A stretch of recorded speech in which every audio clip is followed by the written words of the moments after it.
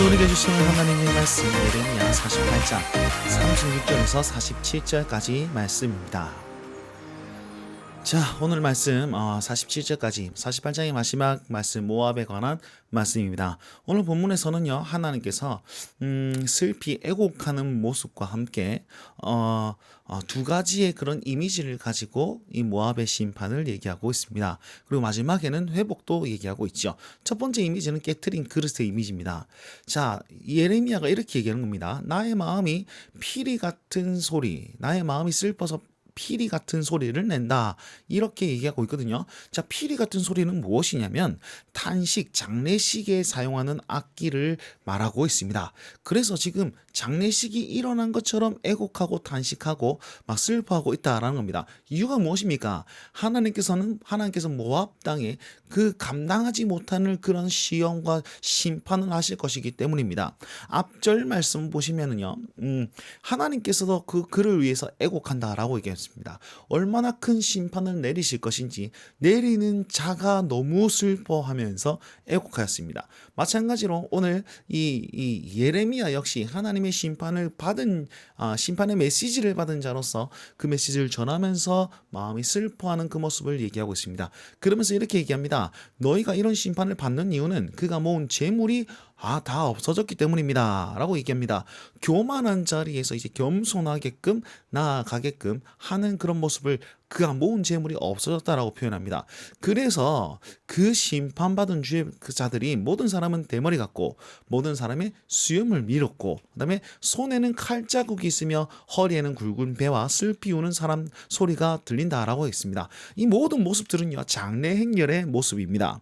자, 머리를 밀고 수염을 밀고 이것들을 애곡하는 사람의 모습, 그다음에 손에 칼자국은 뭐냐면 이방 땅에 있는 사람들은 장례식에서 자기를 자해함으로써 그 슬픔을 같이 공유했다라고 합니다.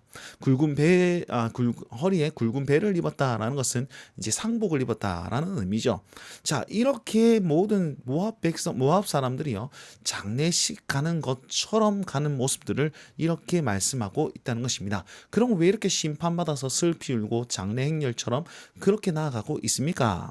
38절 말씀 보니까 하나님께서 마음에 들지 않는 그릇같이 깨뜨려 버렸기 때문입니다. 모압을요, 깨뜨려 버렸기 때문이다 라고 얘기하고 있습니다.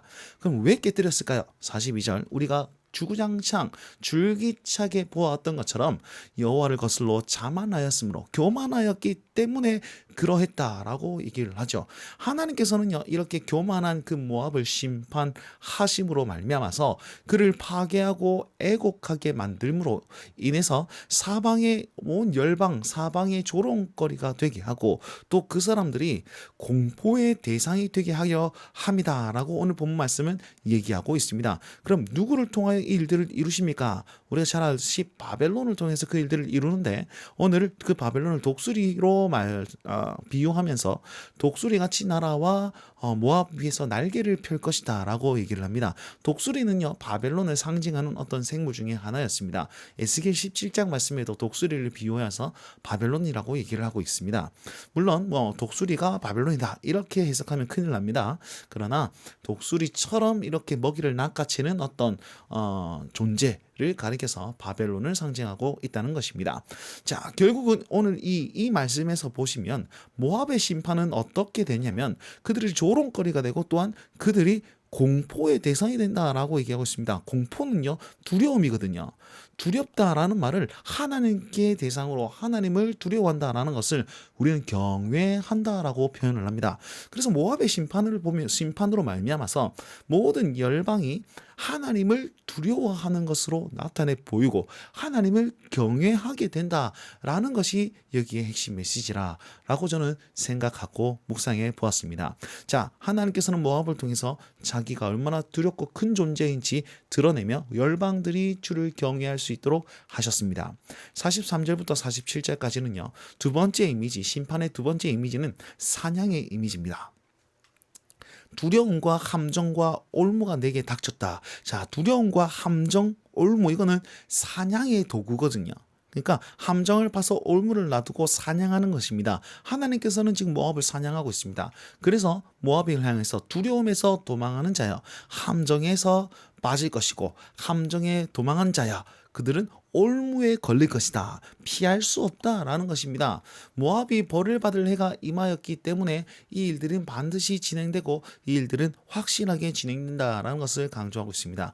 그러면서 45절 46절에 이렇게 말씀하고 있는데, 자 45절 46절은 굉장히 비슷한 구절이 하나 있습니다. 그것을 인용해요 것이다 라고 생각할 수 있는데요.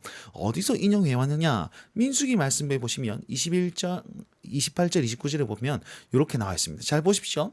불이 헤스본에서 나가며 불길이 시온 가운데서 나왔다. 여기 보시면 헤스본에서 불이 나오고 시온성에 화염이 있다.